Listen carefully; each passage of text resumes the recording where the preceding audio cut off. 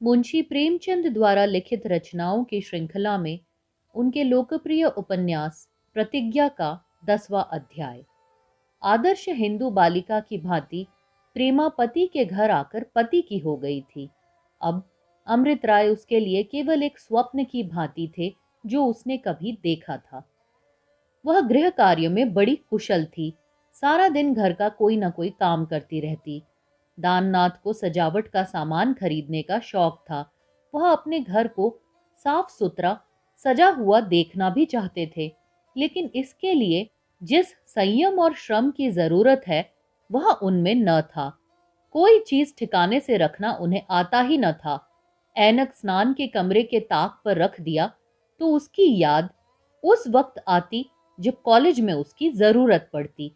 खाने पीने सोने जागने का कोई नियम न था। कभी कोई अच्छी पुस्तक मिल गई तो सारी रात जागते रहे, कभी सरे शाम से सो रहे तो खाने पीने की सुध न रही। आय व्यय की व्यवस्था न थी। जब तक हाथ में रुपए रहते बेदरेग खर्च किए जाते। बिना जरूरत की चीजें आया करती। रुपए खर्च हो जाने पर लकड़ी और तेल में किफायत करनी पड़ती थी। तब वह अपनी वृद्ध माता पर झुंझलाते, पर माता का कोई दोष न था। उनका बस चलता तो अब तक दाननाथ 4 पैसे के आदमी हो गए होते। वह पैसे का काम ढेले में निकालना चाहती थी। कोई महरी कोई कहार उनके यहाँ टिकने न पाता था। उन्हें अपने हाथों काम करने में शायद आनंद आता था। वह गरीब माता पिता की बेटी थी। दाननाथ के पिता भी मामूली आदमी थे और फिर जिए भी बहुत कम। माता ने अगर इतनी किफायत से काम न लिया होता तो दाननाथ किसी दफ्तर के चपरासी होते। ऐसी महिला के लिए कृपणता स्वाभाविक ही थी। वह दाननाथ को अब भी वही बालक समझती थी जो कभी उनकी गोद में खेला करता था। उनके जीवन का वह सबसे आनंदप्रद समय होता था जब दाननाथ के सामने थाल रखकर वह खिलाने बैठती थी। किसी महाराज या रसोइये, कहार या महरी को वह इस आनंद में बाधा न डालने देना चाहती थी। फिर वह जिएंगी कैसे? जब तक दाननाथ को अपने सामने बिठाकर खिला न ले उन्हें संतोष न होता था। दाननाथ भी माता पर जान देते थे। चाहते थे कि यह अच्छे से अच्छा खाए, पहने और आराम से रहे, मगर उनके पास बैठकर बालकों की तोतली भाषा से बातें करने का उन्हें न अवकाश था न रुचि। दोस्तों के साथ गपशप करने में उन्हें अधिक आनंद मिलता था। वृद्धा ने कभी मन की बात कही नहीं, पर उसकी हार्दिक इच्छा थी कि दाननाथ अपना पूरा वेतन लाकर उसके हाथ में रख दे। फिर वह अपने ढंग से खर्च करती। 300 रुपए थोड़े नहीं होते, न जाने कैसे खर्च कर डालता है। इतने रुपयों की गड्डी को हाथों से स्पर्श करने का आनंद उसे कभी न मिला था। दाननाथ में या तो इतनी सूझ नहीं थी या तो लापरवाह थे। प्रेमा ने 2 ही 4 महीने में घर को सुव्यवस्थित कर दिया। अब हर एक काम का समय और नियम था। हर एक चीज का विशेष स्थान था। आमदनी और खर्च का हिसाब था। दाननाथ को अब 10 बजे सोना और 5 बजे उठना पड़ता था। नौकर चाकर खुश थे और सबसे ज्यादा खुश थी प्रेमा की सास। दाननाथ को जेब खर्च के लिए 25 रुपए देकर प्रेमा बाकी रुपए सास के हाथ में रख देती थी और जिस चीज की जरूरत होती उन्हीं से कहती। इस भांति वृद्धा को गृह स्वामिनी का अनुभव होता था। यद्यपि महीना शुरू होते ही महीने से वह कहने लगती थी, अब रुपए नहीं रहे, खर्च हो गए, क्या मैं रुपया हो जाऊं? लेकिन प्रेमा के पास तो पाई पाई का हिसाब रहता था। चिरौरी विनती करके अपना काम निकाल लिया करती थी। यह सब कुछ था, पर दाननाथ को अब भी यही शंका बनी हुई थी कि प्रेमा को अमृत राय से प्रेम है। प्रेमा चाहे दाननाथ के लिए प्राण तक निकाल कर रख दे, पर इस शंका को उनके हृदय से न निकाल सकती थी। यदि प्रेमा की प्रेम कथा उन्हें पहले से मालूम न होती तो शायद वह अपने को संसार में सबसे सुखी आदमी समझते। उससे वह क्या चाहते थे, उसमें उन्हें कौन सी कमी नजर आती थी, यह वह खुद न जानते थे, पर एक अस्पष्ट सी कल्पना किया करते थे कि तब कुछ और ही बात होती। वह नित्य ही इसी उधेड़ बुन में पड़े रहते थे कि अमृत राय की ओर से इसका मन फेर दूं। वेतन के उपरांत समाचार पत्रों में लेख लिखकर, परीक्षा के पत्र देखकर उन्हें खासी रकम हाथ आ जाती थी। इससे वे प्रेमा के लिए भांति भांति के उपहार लाया करते।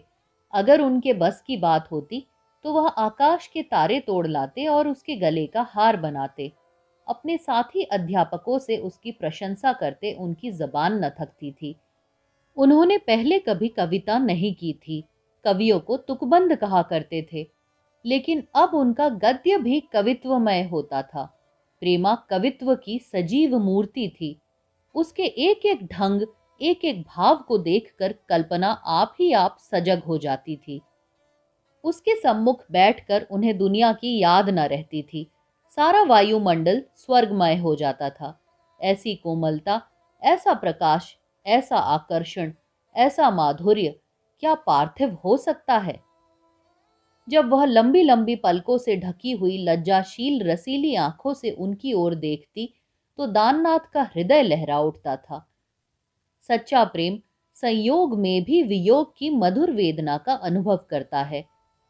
दाननाथ को प्रेमा अपने से दूर पड़ती थी। उस पर भी दाननाथ के मन में वह शंका बनी हुई थी। वह एक बार उसके अंतःस्थल में बैठकर देखना चाहते थे, एक बार उसके मनोभावों की थाह लेना चाहते थे, लेकिन यह भी चाहते थे कि वह यह न समझे कि उसकी परीक्षा हो रही है। कहीं उसने भाप लिया तो अनर्थ हो जाएगा। उसका कोमल हृदय उस परीक्षा का भार सह भी सकेगा या नहीं? न जाने क्यों दाननाथ को अब अमृत राय से द्वेष हो गया था। कदाचित यह समझते थे कि उसके आनंद संगीत में यही एक कर्कश स्वर है। यह न होता तो उनके जीवन पर देवताओं को भी ईर्ष्या होती। वह अब भी अमृत राय के घर जाते थे, घंटों बैठे रहते थे, लेकिन दोनों मित्रों में अब वह अभिन्नता न थी। अब वे एक जान दो कालिव न थे। अमृत राय भी यह बात समझते थे। उन्हें यह जानने की बड़ी उत्सुकता होती थी कि प्रेमा सुखी है या नहीं। वह एक बार उनसे मिलकर उसका दिल अपनी ओर से साफ कर देना चाहते थे, लेकिन मौका ऐसा नाजुक था कि इस विषय पर जबान खोलते हुए उन्हें संकोच ही नहीं वरन भय होता था। दाननाथ इतना क्षुद्र हृदय था, यह उन्होंने न समझा था। आखिर उन्होंने एक दिन कह ही डाला, आजकल आईने में अपनी सूरत देखते हो? दाननाथ ने प्रश्न का आशय न समझकर कहा, हाँ, देखता क्यों नहीं, कम से कम 4 बार तो नियम से देखता हूं। अमृत राय, कोई अंतर है? दाननाथ, दुबला होता जाता हूं। अमृत राय, झूठ न बोलो यार, मुझे तो याद ही नहीं आता कि तुम इतने तैयार कभी थे। सच कहता हूं, मैं तुम्हें बधाई देने जा रहा था, मगर डरता था कि तुम समझोगे यह नजर लगा रहा है। दाननाथ, मुझे तो प्रेमा यही कहती है कि तुम दुबले होते जा रहे हो, और मैं भी समझता हूं कि वह ठीक कहती है। पहले अकेला और निर्द्वंद्व था, अब गृहस्थी की चिंता सवार है। दुबला ना होऊं तो क्या मोटा होऊंगा? अमृत राय अपनी हंसी न रोक सके। दाननाथ को उन्होंने इतना मंदबुद्धि कभी न समझा था। दाननाथ ने समझा, यह मेरी हंसी उड़ाना चाहते हैं। मैं मोटा हूं या दुबला हूं, इनसे मतलब, यह कौन होते हैं पूछने वाले? आप शायद यह सिद्ध करना चाहते हैं कि प्रेमा की स्नेहमय सेवा ने मुझे मोटा कर दिया। यही सही, तो आपको क्यों जलन होती है? क्या अब भी आपका उससे कुछ नाता है? मैले बर्तन में साफ पानी भी मैला हो जाता है। द्वेष से भरा हृदय पवित्र आमोद भी नहीं सह सकता। यह वही दाननाथ है जो दूसरों को चुटकियों में उड़ाया करते थे, अच्छे अच्छों का काफिया तंग कर देते थे। आज सारी बुद्धि घास खाने चली गई थी। वह समझ रहे थे कि यह महाशय मुझे भुलावा देकर प्रेमा की टोह लेना चाहते हैं, मुझी से उड़ने चले हैं। अभी कुछ दिन पढ़ो, तब मेरे मुंह आना। बोले, तुम हंसे क्यों? क्या मैंने हंसी की बात कही है? अमृत राय, नहीं भाई, मैं तुम्हारे ऊपर नहीं हंसा। हंसा इस बात पर कि तुमने अपनी आंखों और बुद्धि से काम लेना छोड़ दिया है। दाननाथ, आपकी आंखों को धोखा हुआ है। अमृत राय, शायद मुझको धोखा हुआ होगा। कभी कभी आंखों को धोखा हो जाया करता है, मगर तुम यूं ही दुर्बल होते चले गए तो बड़ी मुसीबत का सामना होगा। किसी डॉक्टर को दिखाइए। अगर पहाड़ पर चलना चाहो तो मैं भी साथ चलने को तैयार हूं। दाननाथ, पहाड़ पर जाने में रुपए लगते हैं, यहाँ कौड़ी कफन को भी नहीं है। अमृत राय, रुपए मैं दूंगा, तुम चलने का निश्चय कर लो, 2 महीने और हैं, अप्रैल में चलेंगे। दाननाथ, तुम्हारे पास भी तो रुपए नहीं है, ईंट पत्थर में उड़ा दिए। अमृत राय, पहाड़ों पर सूबे भर के राजे रईस आते हैं, उनसे वसूल करेंगे। दाननाथ, खूब उन रुपयों से आप पहाड़ों की हवा खाइएगा, अपने घर की जमा लुटाकर अब दूसरों के सामने हाथ फैलाते फिरोगे। अमृत राय, तुम्हें आम खाने से मतलब है या पेड़ गिनने से? मैं चोरी करके लाऊंगा, आपसे कोई मतलब नहीं। दाननाथ जी, तो मुझे क्षमा कीजिए, आप ही पहाड़ों की सैर कीजिए, तुमने व्यर्थ इतने रुपए नष्ट कर दिए। 150 अनाथों को तुमने आश्रय दे ही दिया तो कौन बड़ा उपकार हुआ जाता है। हाँ, तुम्हारी लीडरी की अभिलाषा पूरी हो जाएगी। यह कहते कहते वह उठ खड़े हुए। अमृत राय उस विषय में दाननाथ के विचारों से परिचित थे। दाननाथ को उपकार शब्द से घृणा थी, सेवा को भी वह इतना ही घृणित समझते थे। उन्हें सेवा और उपकार के पर्दे में केवल अहंकार और ख्याति प्रेम छिपा हुआ मालूम होता था। अमृत राय ने कुछ उत्तर न दिया। दाननाथ कोई उत्तर सुनने को तैयार भी न थे। उन्हें घर जाने की जल्दी थी, अतएव उन्होंने भी उठकर हाथ बढ़ा दिया। दाननाथ ने हाथ मिलाया और विदा हो गए। माघ का महीना था और अंधेरा पाक। उस पर कुछ बादल भी छाए हुए थे। सड़क पर लालटेन जल रही थी। दाननाथ को इस समय कांपते हुए साइकिल पर चलना नागवार मालूम हो रहा था। मोटरें और तांगे सड़क पर दौड़ रहे थे। क्या उन्हें अपने जीवन में सवारी रखना नसीब ही ना होगा? उन्हें ऐसा ज्ञात हुआ कि उनकी सदैव यही दशा रही। जब पढ़ते थे तब भी तो आखिर भोजन करते ही थे, कपड़े पहनते ही थे। अब खाने पहनने के सिवा वह और क्या कर लेते हैं? कौन सी जायदाद खरीद ली, कौन सा विलास या सामान जमा कर लिया, और उस पर आप फरमाते हैं तुम तैयार हो गए हो। बाप की कमाई है, मजे से उड़ाते हैं, नहीं तो आटे दाल का भाव मालूम हो जाता, उपकार और सेवा सब धरी रह जाती। घर पहुंचे तो प्रेमा ने पूछा, आज बड़ी देर लगाई, कहाँ चले गए थे?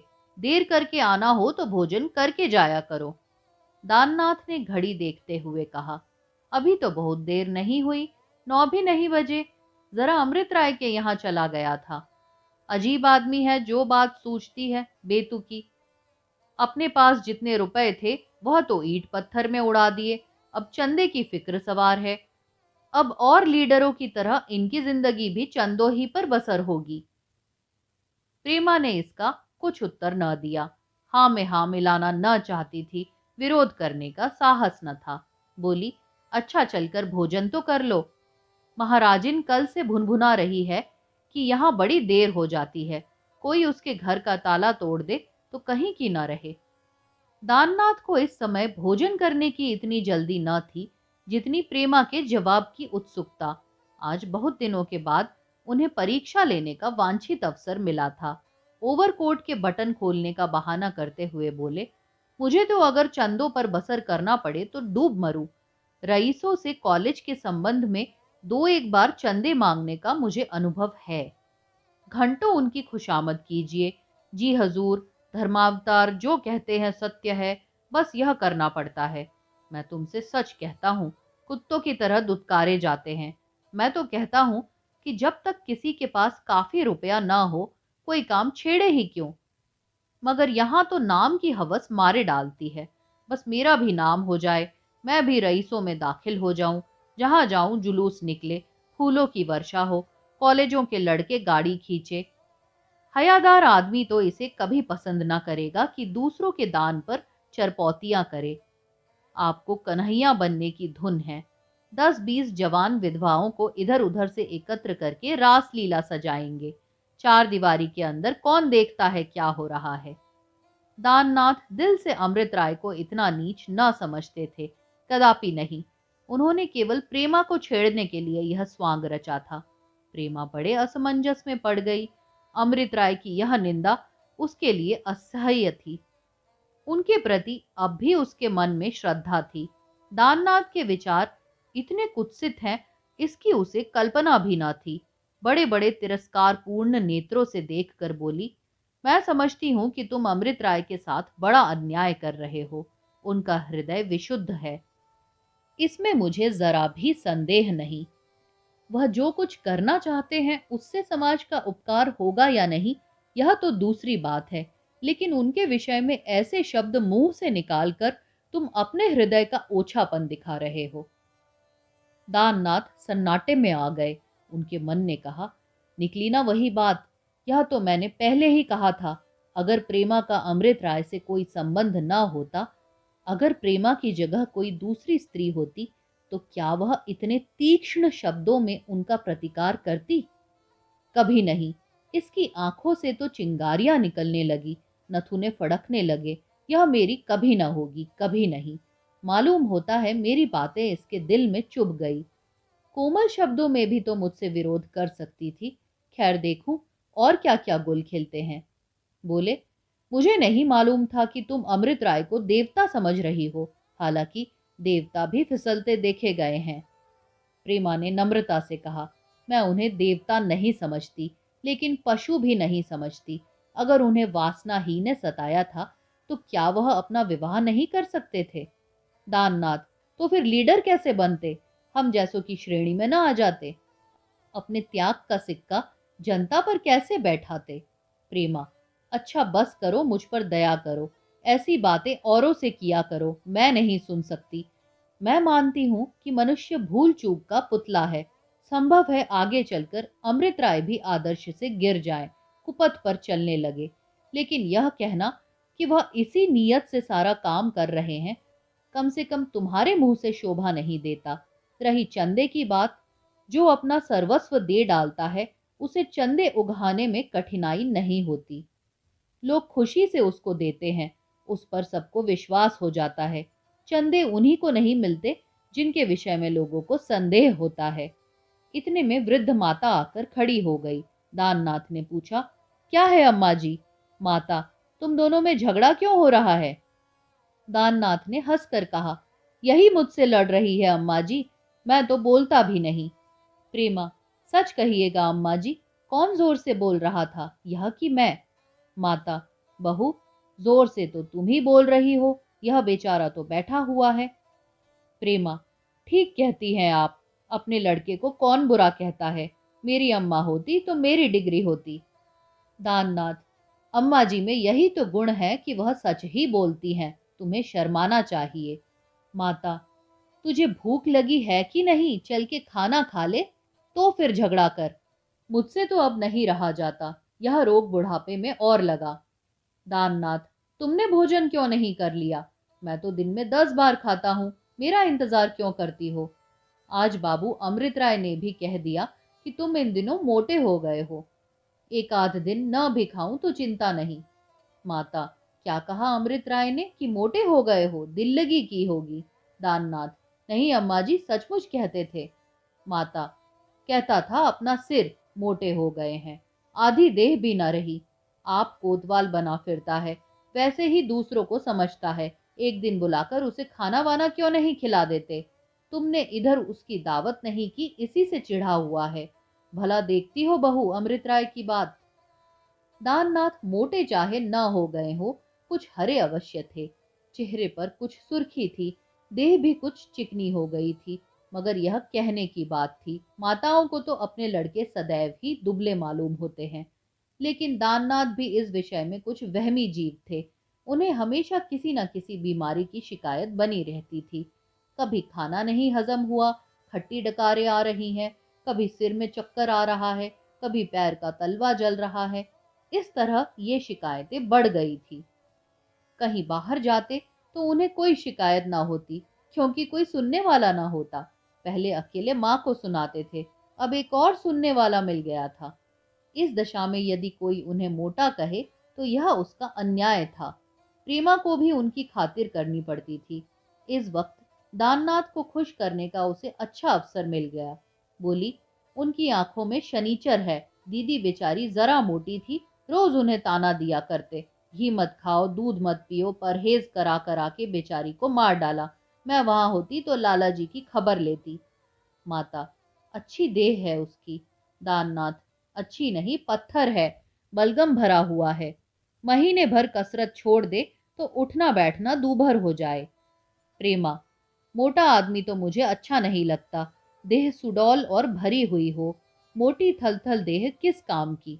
दाननाथ, मेरे साथ खेलते थे तो रुला रुला मारता था। भोजन करने के बाद दाननाथ बड़ी देर तक प्रेमा की बातों पर विचार करते रहे। प्रेमा ने पीछे से घाव पर मरहम रखने वाली बातें करके उन्हें कुछ ठंडा कर दिया था। उन्हें अब मालूम हुआ कि प्रेमा ने जो कुछ कहा उसके सिवा वह और कुछ कह ही ना सकती थी। उन्होंने कमला प्रसाद के मुंह से जो बातें सुनी थी, खुद उन बातों को न तौला न परखा। कमला प्रसाद की बातों पर उनको विश्वास क्यों आ गया? यह उनकी कमजोरी थी। ईर्ष्या कानों की पुतली होती है। प्रतियोगी के विषय में वह सब कुछ सुनने को तैयार रहती है।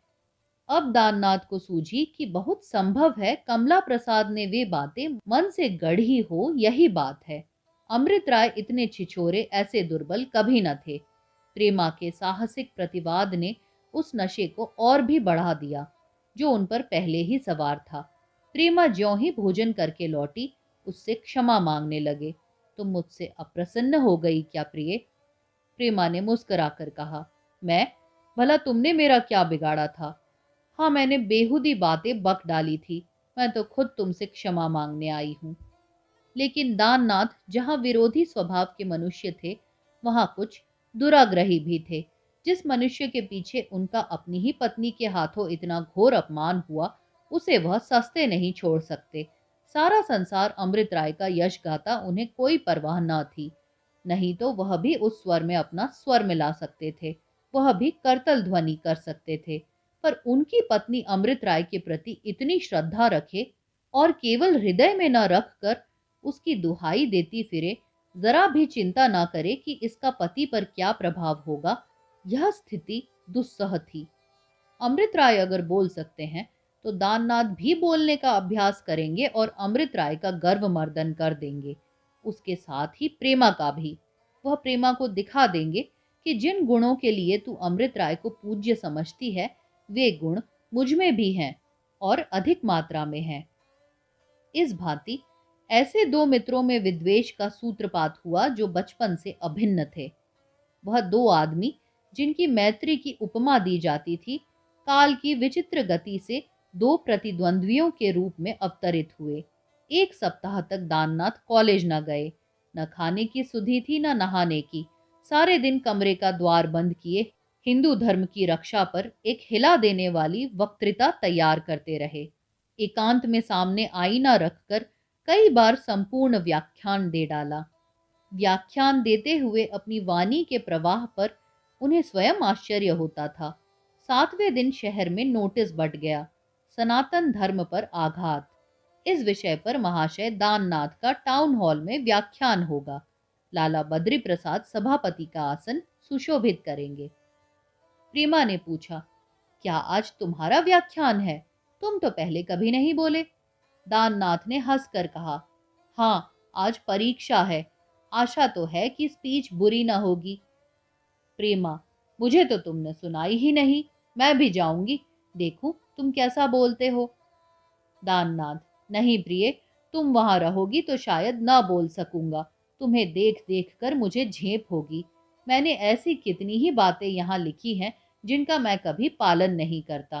स्पीच सुनकर लोग समझेंगे धर्म का ऐसा रक्षक आज तक पैदा ही नहीं हुआ। तुम्हारे सामने अपने धर्म का स्वांग रचते मुझे शर्म आएगी। दो एक बार बोलने के बाद जब मैं गप हाँकने और देवता बनने में अभ्यस्त हो जाऊंगा तो स्वयं तुम्हें ले चला करूंगा। प्रेमा, लाला जी ने तो तुम्हें आखिर अपनी ओर घसीट ही लिया। दाननाथ, उन्हें तो आज दोपहर तक खबर न थी। मुझे खुद बुरा मालूम होता है कि समाज सुधार के नाम पर हिंदू समाज में वे सब बुराइयां समेट ली जाएं जिनसे पश्चिम वाले अब खुद तंग आ गए हैं। अछूतोद्धार का चारों ओर शोर मचा हुआ है। कुओं पर आने से मत रोको, मंदिर में जाने से मत रोको, मदरसों में जाने से मत रोको। अछूतोद्धार से पहले अछूतों की सफाई और आचार विचार की कितनी जरूरत है, इसकी ओर किसी की निगाह नहीं। बस इन्हें जल्दी से मिला लो, नहीं तो ये ईसाई या मुसलमान हो जाएंगे। ऐसी ऐसी भ्रष्टाचारी जातियों को मिलाकर मुसलमान या ईसाई ही क्या भुना लेंगे। लाखों चमार और रोमड़े ईसाई हो गए हैं। मद्रास प्रांत में गांव के गांव ईसाई हो गए, मगर उनके आचरण और व्यवहार अब भी वही हैं। प्रेत पूजा की उनमें अब भी प्रथा है, सिवाय इसके कि वे अब शराब अधिक पीने लगे हैं, चाय के गुलाम हो गए हैं तथा अंग्रेजों के उतारे कोट पतलून पहनते हैं। उनमें और कोई फर्क नहीं है। ईसाई जाति उनसे और बदनाम ही हुई है, नेक नाम नहीं हुई। इसी तरह इन्हें मिलाकर मुसलमान भी दिग्विजय न कर लेंगे। भंगियों के साथ नमाज पढ़ लेने से या उनके हाथ का पानी पी लेने से कोई राष्ट्र बलवान हो सकता तो आज मुसलमानों का संसार पर राज होता।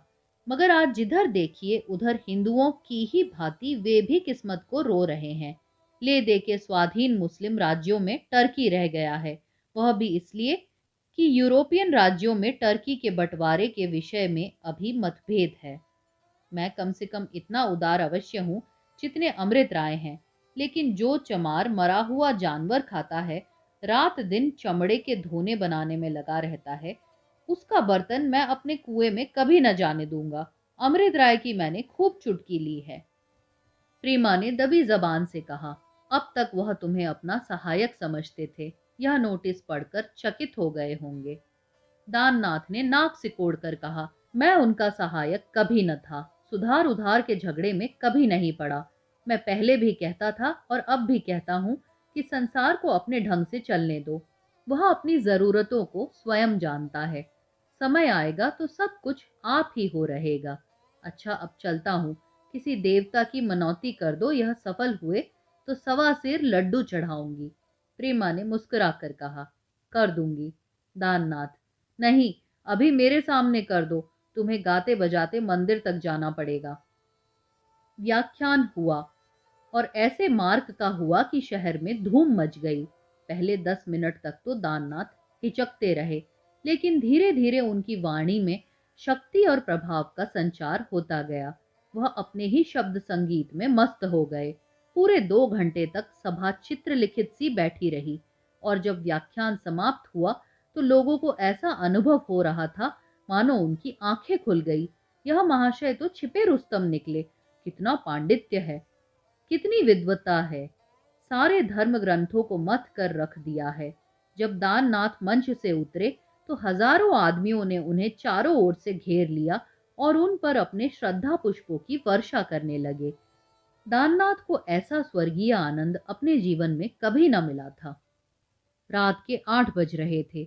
दाननाथ प्रेमा के साथ बैठे दून की उड़ा रहे थे। सच कहता हूँ प्रिय, 10,000 आदमी थे, मगर क्या मजाल कि किसी के खांसने की आवाज भी आती हो। सब के सब बुद्ध बने बैठे थे। तुम कहोगी यह जीट उड़ा रहा है, पर मैंने लोगों को कभी इतना तल्लीन नहीं देखा। सहसा एक मोटर द्वार पर आई और उसमें से कौन उतरा? अमृत राय। उनकी परिचित आवाज दाननाथ के कानों में आई। अजी स्वामी जी, जरा बाहर तो आइए या अंदर ही डटे रहिएगा। आइए, जरा आपकी पीठ ठोकूं, सिर सहलाऊं, कुछ इनाम दूं। दाननाथ ने चौंक कर कहा, अमृत राय है? यह आज कहां से फट पड़े? जरा पान वान भिजवा देना। विवाह के बाद आज अमृत राय पहली बार दाननाथ के घर आए थे। प्रेमा तो ऐसी घबरा गई मानो द्वार पर बारात आ गई हो। मुंह से आवाज ही ना निकलती थी। भय होता था कहीं अमृत राय उसकी आवाज न सुन ले। इशारे से महरी को बुलाया और पानदान मंगवाकर पान बनाने लगी। उधर दाननाथ बाहर निकले तो अमृत राय के सामने आंखें न उठती थी। मुस्कुरा तो रहे थे, पर केवल अपनी झेप मिटाने के लिए। अमृत राय ने उन्हें गले लगाते हुए कहा, आज तो यार तुमने कमाल कर दिखाया। मैंने अपनी जिंदगी में कभी ऐसी स्पीच न सुनी थी। दाननाथ पछताए कि यह बात प्रेमा ने न सुनी। शर्माते हुए बोले, अजी दिल लगी थी, मैंने कहा यह तमाशा भी कर देखूं। अमृत राय, दिल लगी नहीं थी भाई, जादू था। तुमने तो आग लगा दी। अब भला हम जैसों की कौन सुनेगा। मगर सच बताना यार, तुम्हें यह विभूति कैसे हाथ आ गई? मैं तो दांत पीस रहा था। मौका होता वही तुम्हारी मरम्मत करता। दाननाथ, तुम कहाँ बैठे थे? मैंने नहीं देखा। अमृत राय सबसे पीछे की तरफ। मैं मुंह छिपाए खड़ा था। आओ जरा तुम्हारी पीठ ठोक दूं। दाननाथ, जी नहीं, माफ कीजिए, आप तो पीठ सहलाएंगे और मुझे महीने भर मालिशें करानी पड़ेंगी।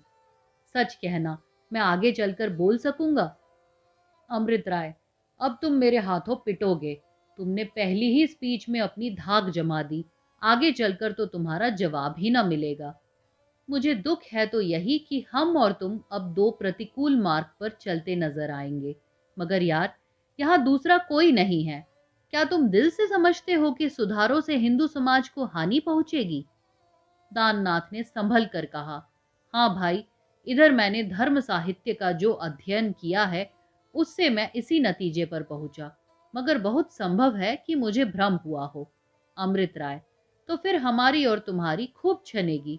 मगर एक बात का ध्यान रखना, हमारे सामाजिक सिद्धांतों में चाहे कितना ही भेद क्यों न हो, मंच पर चाहे एक दूसरे को नोच ही क्यों न खाए, मगर मैत्री अक्षुण्ण रहनी चाहिए।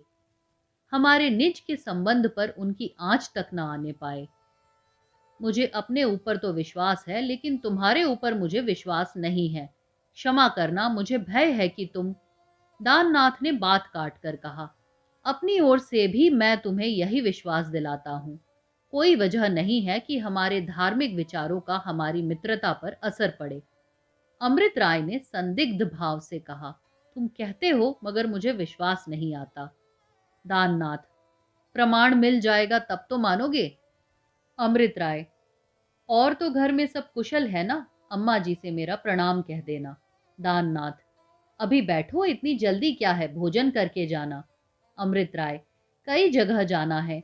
अनाथालय के लिए चंदे की अपील करनी है। जरा 10-5 आदमियों से मिल तो लूं। भले आदमी विरोध ही करना था तो अनाथालय बन जाने के बाद करते। तुमने रास्ते में कांटे बिखेर दिए। प्रेमा अभी पान ही बना रही थी और अमृत राय चल दिए। दाननाथ ने आकर कहा, वाह, अब तक तुम्हारे पान ही नहीं लगे, वह चल दिए, आज मान गए। प्रेमा, वह भी सुनने गए थे? दाननाथ, हाँ, पीछे खड़े थे। सामने होते तो आज उनकी दुर्गति हो जाती। अनाथालय के लिए चंदे की अपील करने वाले हैं, मगर देख लेना कौड़ी ना मिलेगी। हवा बदल गई। अब दूसरे किसी शहर से चाहे चंदा वसूल कर लावे, यहाँ तो एक पाई ना मिलेगी। प्रेमा, यह तुम कैसे कह सकते हो? पुराने पंडित चाहे सुधारों का विरोध करे, लेकिन शिक्षित समाज तो नहीं कर सकता। दाननाथ, मैं शर्त बंध सकता हूं, अगर उन्हें 5,000 भी मिल जाएं। प्रेमा, अच्छा, उन्हें एक कौड़ी भी ना मिलेगी, झगड़ा काहे का? अब रुपए लाओ, कल पूजा कराऊं। भाभी और पूर्णा दोनों को बुलाऊंगी। कुछ मोहल्ले की हैं। 10-20 ब्राह्मणों का भोजन भी आवश्यक ही होगा। दाननाथ, यहाँ देवताओं के ऐसे भक्त नहीं हैं। यह 5 आने पैसे हैं, 1.25 लड्डू मंगवा लो, चलो छुट्टी हुई। प्रेमा, राम जाने तुम नीयत के बड़े खोटे हो। भैंस से चींटी वाली मसल करोगे क्या? शाम को 1.25 कहा था, अब 1.25 पर आ गए। मैंने 1.25 की मानता की है। दाननाथ, सच मार डाला तो मेरा दिवाला ही निकल जाएगा। कमला प्रसाद ने घर में कदम रखा। प्रेमा ने जरा घूंघट आगे खींच लिया और सिर झुकाकर खड़ी हो गई। कमला प्रसाद ने प्रेमा की तरफ ताका भी नहीं। दाननाथ से बोले, भाई साहब, तुमने तो आज दुश्मनों की जबान बंद कर दी। सब के सब घबराए हुए हैं। आज मजा तो तब आए कि चंदे की अपील खाली जाए, कौड़ी ना मिले। दाननाथ, उन लोगों की संख्या भी थोड़ी नहीं है, ज्यादा नहीं तो 20-25 हजार तो मिल ही जाएंगे। कमला प्रसाद, कौन? अगर 500 से ज्यादा पा जाएं तो मूछ मुड़ा लूं, काशी में मुंह न दिखाऊं। अभी 1 हफ्ता बाकी है, घर घर जाऊंगा। पिताजी ने मुकाबले में कमर बांध ली है। वह तो पहले ही सोच रहे थे कि इन विधर्मियों का रंग फीका करना चाहिए, लेकिन कोई अच्छा बोलने वाला नजर न आता था। अब आपके सहयोग से तो हम सारे शहर को हिला सकते हैं। अभी 1,000 लठैत तैयार हैं, पूरे 1,000। जिस दिन महाशय जी की अपील होगी, चारों तरफ रास्ते बंद कर दिए जाएंगे, कोई जाने ही न पाएगा। बड़े बड़ों को तो हम ठीक कर लेंगे, और ऐरे गैरों के लिए लठैत काफी हैं। अधिकांश पढ़े लिखे आदमी ही तो उनके सहायक हैं। पढ़े लिखे आदमी लड़ाई झगड़े के करीब नहीं आते। हाँ, कल एक स्पीच तैयार रखिएगा, इससे बढ़कर हो। उधर उनका जलसा हो, इधर उसी वक्त हमारा जलसा भी हो, फिर देखिए क्या गुल खिलता है। दाननाथ ने पुचारा दिया, आपको मालूम नहीं कि हुक्काम सब उनकी तरफ है। हाकिम जिला ने तो जमीन देने का वादा किया है। कमला प्रसाद हाकिम जिला का नाम सुनकर जरा सिटपिटा गए।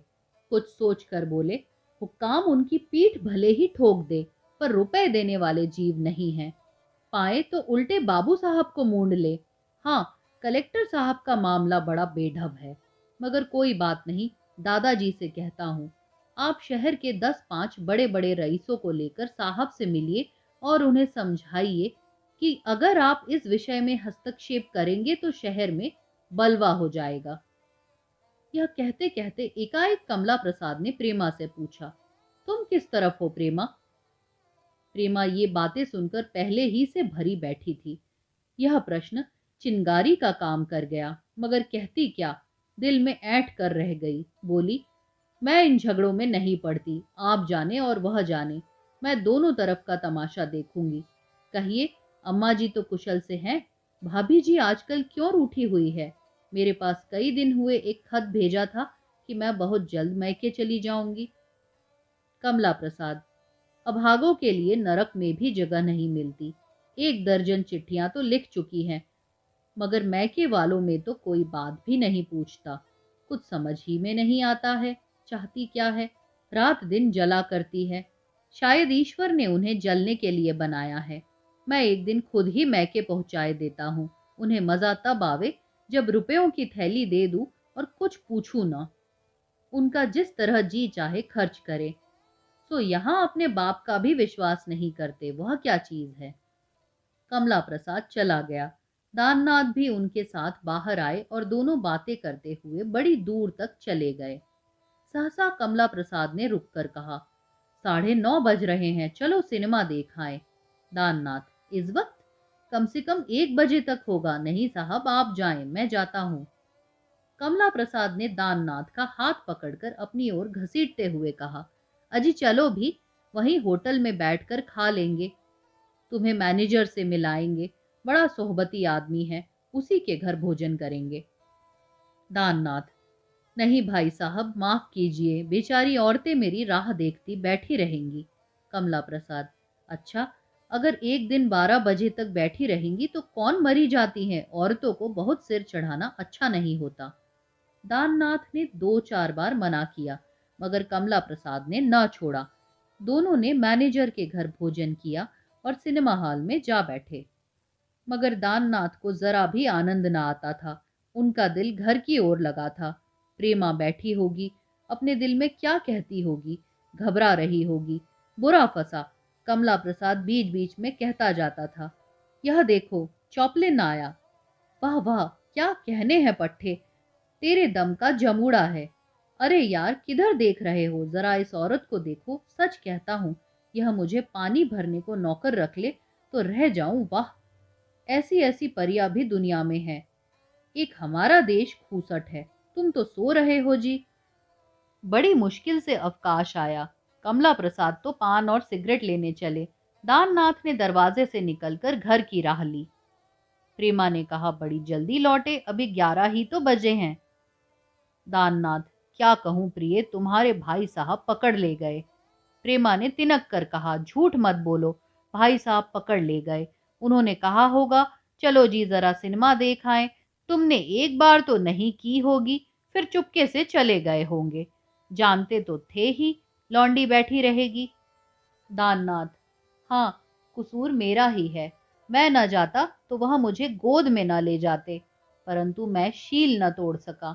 प्रेमा, जी ऐसे ही बड़े शीलवान तो हैं आप। यह क्यों नहीं कहते कि वहां की बहार देखने को जी ललच उठा। दाननाथ, कह लो जो चाहो, मगर मुझ पर अन्याय कर रही हो। मैं कैद से छूट कर भागा हूं, बस इतना ही समझ लो। अम्मा जी भी बैठी हैं। प्रेमा, उन्हें तो भोजन करके सुला दिया। इस वक्त जागती होती तो तुमसे डंडों से बातें करती, सारी शरारत भूल जाते।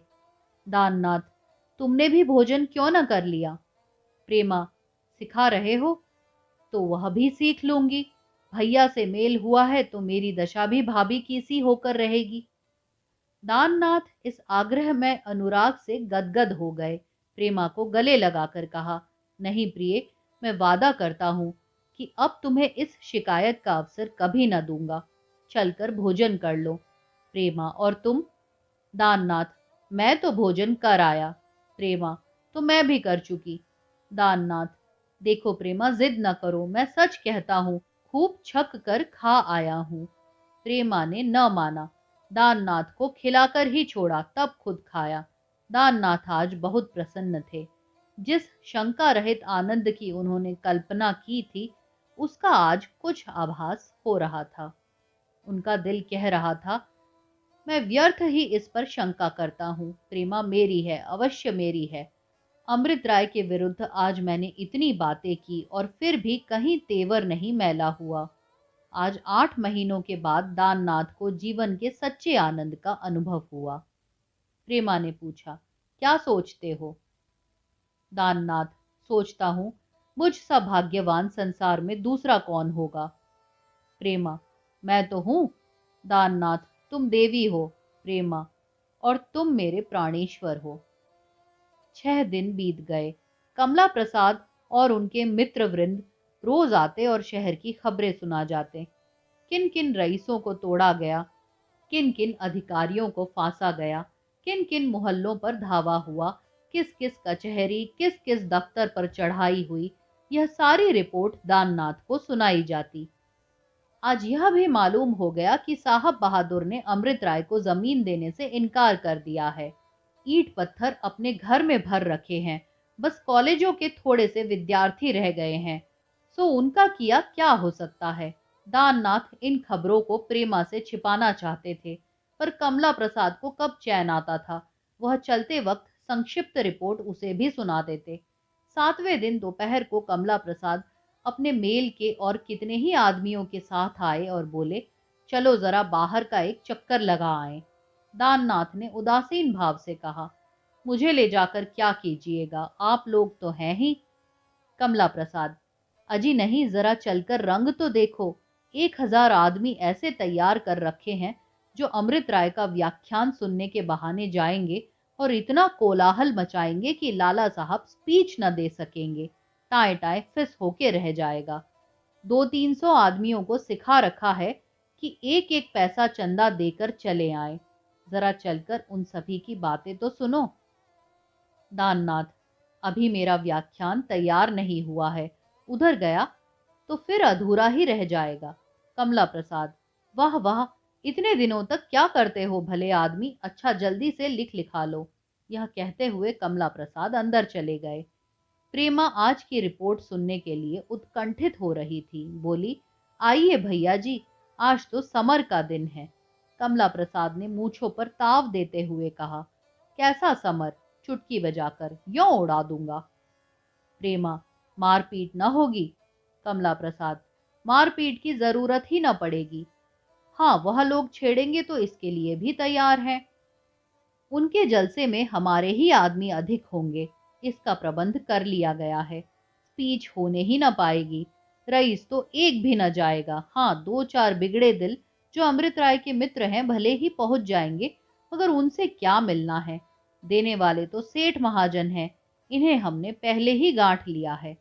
प्रेमा को बड़ी चिंता हुई। जहां इतने विरोधी जमा होंगे वहां दंगा हो जाने की प्रबल संभावना थी। कहीं ऐसा ना हो कि मूर्ख जनता उन पर ही टूट पड़े। क्या उन्हें इन बातों की खबर नहीं है? सारे शहर में जिस बात की चर्चा हो रही है, क्या वह उनके कानों तक ना पहुंची होगी? उनके भी तो कुछ ना कुछ सहायक होंगे ही। फिर वह क्यों इस जलसे को स्थगित नहीं कर देते? क्यों अपनी जान के दुश्मन हो रहे हैं? आज इन लोगों को जलसा कर लेने दे। जब ये लोग जरा ठंडे हो जाएं, तो 2-4 महीने बाद अपना जलसा करे। मगर वह तो हठी जीव हैं। आग में कूदने का तो उन्हें जैसे शौक है। क्या मेरे समझाने से वह मान जाएंगे? कहीं ऐसा तो ना समझेंगे कि यह भी अपने पति का पक्ष ले रही है। 2-3 घंटे तक प्रेमा इसी चिंता में पड़ी रही। कोई निश्चय न कर पा रही थी। 2-3 बार पत्र लिखने बैठी, पर यह सोचकर दब गई कि कहीं पत्र उन्हें ना मिला तो। संभव है वह घर पर न हो, आदमी उन्हें कहाँ कहाँ खोजता फिरेगा। 4 बजे दाननाथ अपने जत्थे के साथ अपने जलसे में शरीक होने चले। प्रेमा को उस समय अपनी दशा पर रोना आया। ये दोनों मित्र जिनमें दांत काटी रोटी थी, आज एक दूसरे के शत्रु रहे हैं, और मेरे कारण। अमृत राय से पहले मेरा परिचय न होता तो आज ऐसी लाग डांट क्यों होती। वह मानसिक व्यग्रता की दशा में कभी खड़ी हो जाती, कभी बैठ जाती। उसकी सारी करुणा, सारी कोमलता, सारी ममता उसे अमृत राय को जलसे में जाने से रोकने के लिए उनके घर जाने की प्रेरणा करने लगी। उसका स्त्री सुलभ संकोच एक क्षण के लिए लुप्त हो गया। एक बार भय हुआ कि दाननाथ को बहुत बुरा लगेगा, लेकिन उसने इस विचार को ठुकरा दिया। तेजमय गर्व से उसका मुख उद्दीप्त हो उठा। मैं किसी की लौंडी नहीं हूं, किसी के हाथ अपनी धारणा नहीं बेची है। प्रेम पति के लिए है, पर भक्ति सदा अमृत राय के साथ रहेगी। सहसा उसने कहार को बुलाकर कहा, एक तांगा लाओ। माता ने पूछा, कहाँ जाएगी बेटी? प्रेमा, जरा बाबू अमृत राय के घर तक जाऊंगी। अम्मा जी, मुझे भय है कि आज अवश्य फसाद होगा। उनको मना कर दूं कि जलसे में न आए। माता, बड़ी अच्छी बात है बेटी, मैं भी तुम्हारे साथ चलूंगी। मेरी बात वह न टालेगा। जब नन्हा सा था तभी से मेरे घर आता जाता था। न जाने ऐसी क्या बात पैदा हो गई कि इन दोनों में ऐसी अनबन हो गई। बहू, मैंने 2 भाइयों में भी ऐसा प्रेम नहीं देखा था। प्रेमा, यह सब भैया का पढ़ाया हुआ पाठ है। उन्हें आरंभ से ही बाबू अमृत राय से चिढ़ है। उनका विचित्र स्वभाव है। उनसे बढ़कर योग्य और कुशल होना अपराध है, जिसे वह क्षमा नहीं कर सकते। माता, दानू बेचारा भोला है, उनकी बातों में आ गया। तांगा आ गया। दोनों अमृत राय के घर चली। वहां मालूम हुआ कि वह 10 मिनट हुए टाउन हॉल चले गए। प्रेमा अब असमंजस में पड़ी। टाउन हॉल में हजारों आदमी जमा होंगे और सब के सब छटे हुए शोहदे। वहां जाना तो उचित नहीं, लेकिन शायद अभी जलसा शुरू ना हुआ हो और अमृत राय से 2-4 बातें करने का अवसर मिल जाए। ज्यादा सोच विचार का समय नहीं था। तांगे वाले से बोली, टाउन हॉल चलो, खूब तेज, तुम्हें 1 रुपया इनाम दूंगी। मगर तांगे का घोड़ा दिन भर का थका हुआ था, कहाँ तक दौड़ता। कोचवान बार बार चाबुक मारता था, पर घोड़ा गर्दन हिलाकर रह जाता था। टाउन हॉल आते आते 20 मिनट लग गए। दोनों महिलाएं जल्दी से उतरकर हॉल के अंदर गई तो देखा कि अमृत राय मंच पर खड़े हैं और सैकड़ों आदमी नीचे खड़े शोर मचा रहे हैं। महिलाओं के लिए एक बाजू में चिके पड़ी हुई थी। दोनों चिक की आड़ में आ खड़ी हुई। भीड़ इतनी थी और इतने शोहदे जमा थे कि प्रेमा को मंच की ओर जाने का साहस न हुआ। अमृत राय ने कहा, सज्जनों, कृपा करके जरा शांत हो जाइए। मुझे कोई लंबा व्याख्यान नहीं देना है। मैं केवल 2-4 बातें आपसे निवेदन करके बैठ जाऊंगा। कई आदमियों ने चिल्लाकर कहा, धर्म का द्रोही है। अमृत राय, कौन कहता है मैं धर्म का द्रोही हूं? कई आवाजें, और क्या हो तुम, बताओ कौन कौन से वेद पढ़े हैं? इस पर चारों ओर तालियां पड़ गई और लोगों ने शोर मचाकर आसमान सिर पर उठा लिया। अमृत राय ने फिर कहा, मैं जानता हूं कुछ लोग यहाँ सभा की कार्यवाही में विघ्न डालने का निश्चय करके आए हैं। जिन लोगों ने उन्हें सिखा पढ़ाकर भेजा है उन्हें मैं जानता हूं। इस पर एक महाशय बोले, आप किसी पर आक्षेप क्यों लगाते हो? इसका फल बुरा होगा। अमृत राय के पक्ष के एक युवक ने झल्ला कर कहा, आपको यदि यहाँ रहना है तो शांत होकर व्याख्यान सुनिए, नहीं तो हॉल से चले जाइए। कई आदमियों ने लकड़ियां संभालते हुए कहा, हॉल किसी के बाप का नहीं है। अगर कुछ गुर्दा रखते हो तो उतर आओ नीचे। अमृत राय ने जोर से कहा, क्या आप लोग फसाद करने पर तुले हुए हैं? याद रखिए, अगर फसाद हुआ तो इसका दायित्व आपके ऊपर होगा। कई आदमियों ने कहा, तो क्या आप फांसी पर चढ़ा देंगे? आप ही का संसार में अखंड राज्य है, आप ही जर्मनी के कैसर हैं।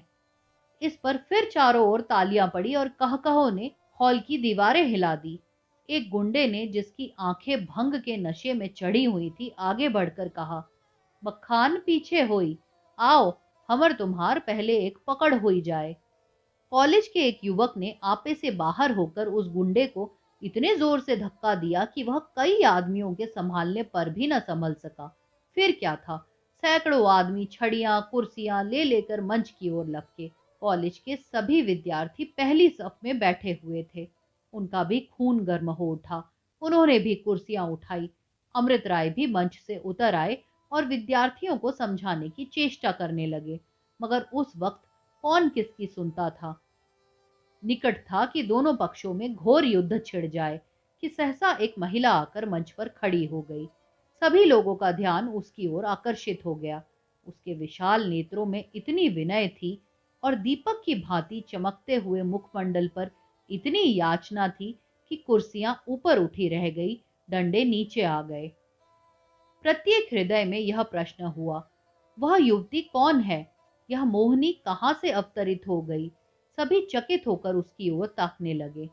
महिला ने प्रकंपित स्वर में कहा, सज्जनों, आपके सम्मुख आपकी बहन, आपकी कन्या खड़ी आपसे एक भिक्षा मांग रही है, उसे निराश न कीजिएगा।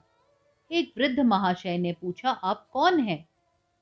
महिला, मैं आपके शहर के रईस लाला बद्री प्रसाद की कन्या हूँ और इस नाते से आपकी बहन और बेटी हूँ। ईश्वर के लिए बैठ जाइए। बहन को क्या अपने भाइयों से इतनी याचना करने का भी अधिकार नहीं है? यह सभा आज इसलिए की गई है कि आपसे इस नगर में एक ऐसा स्थान बनाने के लिए सहायता मांगी जाए जहां हमारी अनाथ आश्रयहीन बहनें अपनी मान मर्यादा की रक्षा करते हुए शांति से रह सके। कौन ऐसा मोहल्ला है जहां ऐसी 10-5 बहनें नहीं हैं? उनके ऊपर जो बीतती है वह क्या आप अपनी आंखों से नहीं देखते? कम से कम अनुमान तो कर ही सकते हैं। वे जिधर आंखें उठाती है उधर ही उन्हें पिशाच खड़े दिखाई देते हैं, जो उनकी दीनावस्था को अपनी कुवासनाओं के पूरा करने का साधन बना लेते हैं। हमारी लाखों बहनें इस भांति केवल जीवन निर्वाह के लिए पतित हो जाती हैं। क्या आपको उन पर दया नहीं आती? मैं विश्वास से कह सकती हूँ कि अगर उन बहनों को रूखी रोटियों और मोटे कपड़ों का भी सहारा हो तो वे अंत समय तक अपने सतीत्व की रक्षा करती रहें। स्त्री हारे दर्जे की दुराचारिणी होती है। अपने सतीत्व से अधिक उसे संसार की और किसी वस्तु पर गर्व नहीं होता, न वह किसी चीज को इतना मूल्यवान समझती है। आप सभी सज्जनों के कन्याएं और बहनें होंगी। क्या उनके प्रति आपका कोई कर्तव्य नहीं है? और आप लोगों में ऐसा एक भी पुरुष है जो इतना पाषाण हृदय हो? मैं यह नहीं मान सकती। यह कौन कह सकता है कि अनाथों की जीव रक्षा धर्म विरुद्ध है? जो यह कहता है वह धर्म के नाम को कलंकित करता है। दया धर्म का मूल है। मेरे भाई बाबू अमृत राय ने ऐसा एक स्थान बनवाने का निश्चय किया है। वह अपनी सारी संपत्ति उस पर अर्पण कर चुके हैं। अब वह इस काम में आपकी मदद मांग रहे हैं। जिस आदमी के पास कल लाखों की जायदाद थी, आज भिखारी बनकर आपसे भिक्षा मांग रहा है। आप में सामर्थ्य हो तो भिक्षा दीजिए, न सामर्थ्य हो तो कह दीजिए, भाई दूसरा द्वार देखो, मगर उसे ठोकर तो न मारिए, उसे गालियां तो न दीजिए। यह व्यवहार आप जैसे पुरुषों को शोभा नहीं देता। एक सज्जन बोले, कमला प्रसाद बाबू को क्यों नहीं समझाती? दूसरे सज्जन बोले, और बाबू दाननाथ भी तो हैं। प्रेमा एक क्षण के लिए घबरा गई। इस आपत्ति का क्या उत्तर दे? आपत्ति सर्वथा न्याय संगत थी। जो अपने घर के मनुष्यों को नहीं समझा सकता, वह दूसरों को समझाने के लिए किस मुंह से खड़ा हो सकता है? कुछ सोच कर बोली, हाँ अवश्य है, लेकिन मुझे आधा घंटा पहले तक बिल्कुल मालूम न था कि उन लोगों के सामाजिक उपदेशों का यह फल हो सकता है जो सामने दिखाई दे रहा है। पिता हो, पति हो अथवा भाई हो, यदि उसने इस सभा में विघ्न डालने का कोई प्रयत्न किया है तो मैं उसके इस काम को हेय समझती हूँ। लेकिन मुझे विश्वास नहीं आता कि कोई विचार वाला मनुष्य इतनी छोटी बात कर सकता है। एक मोटे ताजे पगड़ी वाले आदमी ने कहा, और जो हम कमला प्रसाद बाबू से पूछाए दे, हमका यहाँ का लेबे का रहा जौ नौतेन, वही लोग भेजेन रहा, कब आयन। गुंडे का हृदय कितना सरल, कितना न्यायप्रिय था। उसे अब ज्ञात हो रहा था कि अमृत राय अधर्म का प्रचार नहीं, धर्म का प्रचार कर रहे हैं। स्वयं उसकी एक विधवा बहन हाथ से निकल चुकी थी। ऐसी उपयोगी संस्था का विरोध करते हुए उसे अब लज्जा आ रही थी। वह इस अपराध को अपने ऊपर न लेकर मंत्रदाताओं के ऊपर छोड़ रहा था। प्रेमा ने इसी तरह कोई आधा घंटे तक अपनी मधुर वाणी, अपने निर्भय सत्य, प्रेम और अपनी प्रतिभा से लोगों को मंत्रमुग्ध रखा। उसका आकस्मिक रूप से मंच पर आ जाना जादू का काम कर गया। महिला का अपमान करना इतना आसान न था जितना अमृत राय का। पुरुष का अपमान एक साधारण बात है, स्त्री का अपमान करना आग में कूदना है। फिर स्त्री कौन? शहर के प्रधान रईस की कन्या। लोगों के विचारों में क्रांति सी आ गई। जो विघ्न डालने आए थे वे भी पग उठे। जब प्रेमा ने चंदे के लिए प्रार्थना करके अपना आंचल फैलाया तो वह दृश्य सामने आया जिसे देखकर देवता भी प्रसन्न हो जाते। सबसे बड़ी रकमें उन गुंडों ने दी जो यहाँ लाठी चलाने आए थे। गुंडे अगर किसी की जान ले सकते हैं तो किसी के लिए जान दे भी सकते हैं। उनको देखकर बाबुओं को भी जोश आया। जो केवल तमाशा देखने आए थे वे भी कुछ ना कुछ दे गए। जन समूह विचार से नहीं, आवेश से काम करता है। समूह में ही अच्छे कामों का साथ होता है और बुरे कामों का नाश भी। कितने मनुष्य तो घर से रुपए लाए। सोने की अंगूठियों, ताबीजों और कंठों का ढेर लग गया जो गुंडों की कीर्ति को उज्जवल कर रहा था। 10-20 गुंडे तो प्रेमा के चरण छूकर घर गए। वे इतने प्रसन्न थे मानो तीर्थ करके लौटे हों। सभा विसर्जित हुई तो अमृत राय ने प्रेमा से कहा, यह तुमने क्या अनर्थ कर डाला प्रेमा, दाननाथ तुम्हें मार ही डालेगा। प्रेमा ने हंसकर कहा, जब इन उज्जड़ों को मना लिया तो उन्हें भी मना लूंगी। अमृत राय, हाँ प्रेमा, तुम सब कुछ कर सकती हो। मैं तो आज दंग रह गया, अपनी भूल पर पछताता हूं।